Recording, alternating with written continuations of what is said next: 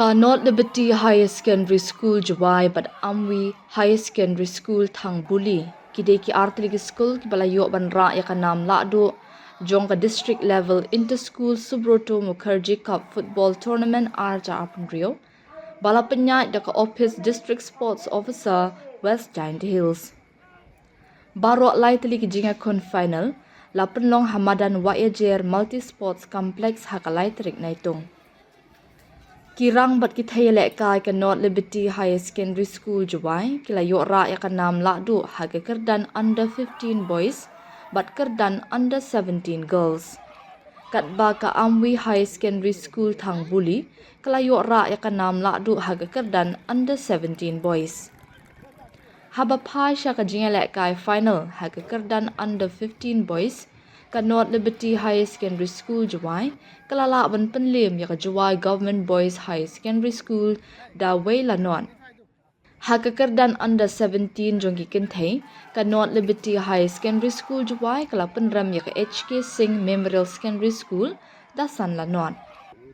Kat ba haka liang kishinrang ka Amwi High Secondary School Thangbuli kala job ya ka Sauling do High Secondary School Mokayaw da Wei Lanon. Kumta da kanika nam job kini ki artili school kinmi kman ya district syaka state level football tournament kaban sa penlong shen hanong ba shlong.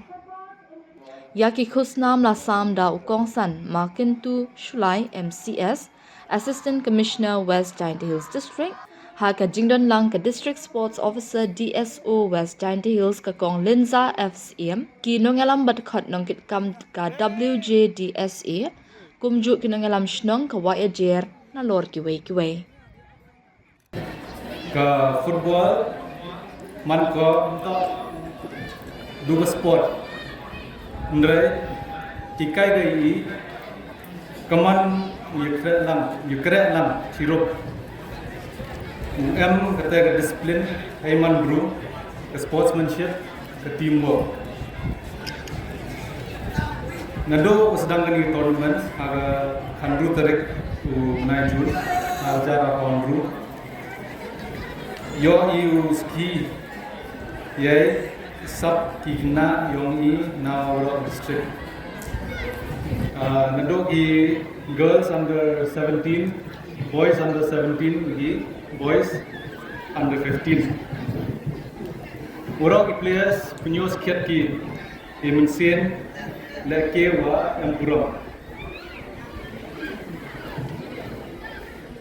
Ni toga ni final.